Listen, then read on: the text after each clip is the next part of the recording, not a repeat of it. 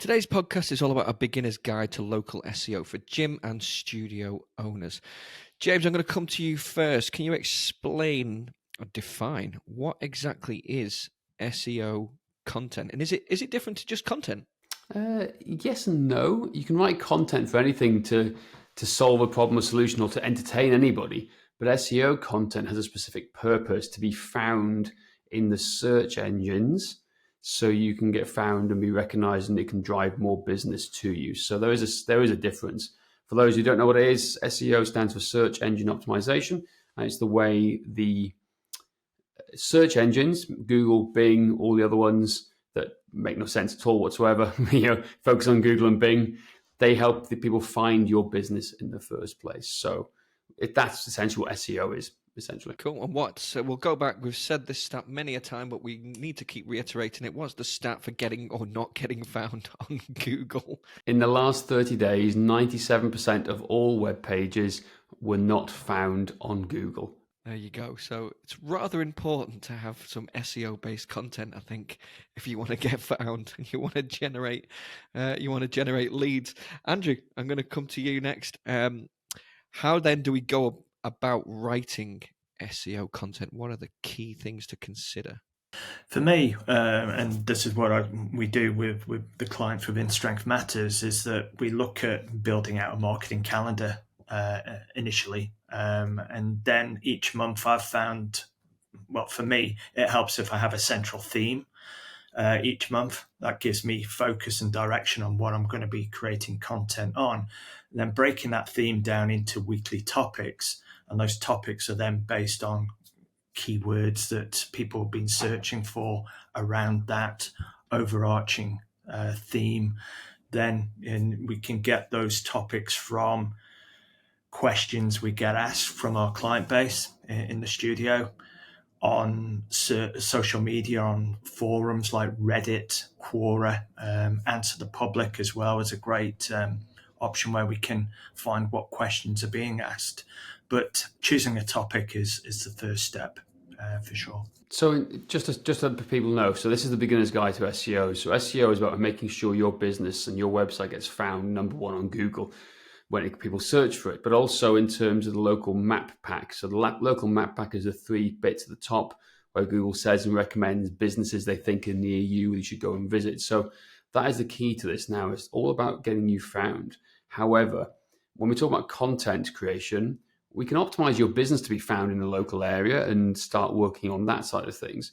But people don't find your business usually by searching your business name. They're looking for problems to their solutions. So when we're talking about Andrew's talking about finding content and topics, we've got to find and deliver answers to people locally that they're searching for. For example, they could be looking for the best gym in Cardiff. Yeah, the questions they're asking, topics, who are the best personal trainers in Cardiff? How much does a personal trainer in Cardiff cost?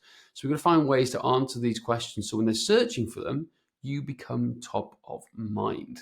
So that's the most important thing, is like creating content locally that people can search for that answer the questions they have. And that's where you got to think about when we're creating local SEO content and the ultimate guide almost to local SEO for gyms. It's not just about doing your website and the maps. It's creating the content for local people to answer their questions too. And this is where we talk about content and finding relevant information. Is it a local shop for local people? Not everyone Exactly. will get that comment in there, but there we go. Congratulations if you got that reference. James, you are Web Boy. I've almost given you a superhero title. Thank there. you. Web Boy. How then do we optimize that? Because it does need to be optimized, right, for users. Yeah, we do. So as Andrew was talking about finding content, finding topics, we've then got to find what relevant word are people searching for. So, for example, if you're a gym owner, right, or a studio owner, people will be looking for a gym owner, a gym near me, or personal trainer near me, or personal training studio near me. So therefore, those become what we call keywords. So we're going to make sure that these keywords appear across your website and your content. So let's go back to the gym model first. So if people in Cardiff are looking for a gym and they've never been here before and they want to learn more things and they haven't got any recommendations, guess what they're going to do? They're going to type in gym near me. So therefore, Google needs to see you as a gym, your website, and find it. So you need to have these things, these words gym across your website. particularly in content, and what the search intent is going to be, because search intent is important. If people are searching for the best gym in Cardiff, it means they're looking for the best gyms and they're in the process of making decisions about, joining a gym. Whereas if they're looking for gym membership prices in Cardiff, that's a higher intent, because that means they're ready to buy and they're now basing their decision making a little bit around price. So we can create content around these keywords to help people find relevant information. So your website is one thing, helpful content is another thing, which does mean writing blogs. The biggest companies in the world are writing blogs. How long? We'll do another whole episode on that again sometime. But the point is, you've got to create that helpful content, because people will come to that helpful content before they come to your homepage. So what role does social media play in local SEO? Huge, because it's Google. They don't tell us what they use to rank your pages and your content, but they want for authority. They want people to have an authoritative, the trustworthiness around them. And if you have a social media account that has 10,000 followers, 15,000 followers, etc., it shows to Google that, hey, these guys are pretty trustworthy. But on the flip side, you're creating awareness about your gym on social media to drive people to your website to convert. So remember, all roads lead to Rome when it comes to your website. You got to think about that. So whatever you do on social media should be driving them back to your website so they can get to know, like, and trust you there too. So it's a huge part to play. What about link? We talked about backlinks before and link building. What significance does that play? Again, a huge element, because again, you become more trustworthy when you have more backlinks. Now, for those who don't know what backlinks are, it's when another website refers back to you to say, hey, this is a great bit of content, or this is a great website to go and join. Most people think backlinks come from like partners and friends saying, hey, I'll put my link on your website, and if you link back to mine, we'll do it that way. What you want is other websites linking to some great content you've created to push to your website in the first place, because that really does drive higher quality backlinks up. Again, the more backlinks you have, the more trustworthiness you have, the more Google likes you, and it starts to boost your content higher up the chain.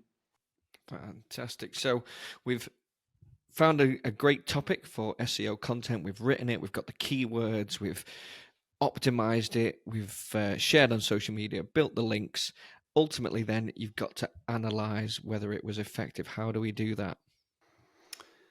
Well, how long's a piece of string? Briefly, how do we do that?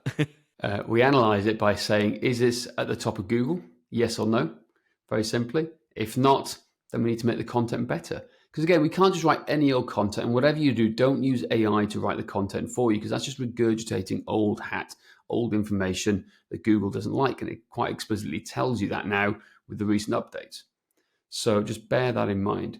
So you want to analyze it by seeing the traffic. If you haven't connected your website to Google Analytics, you need to do that now, right?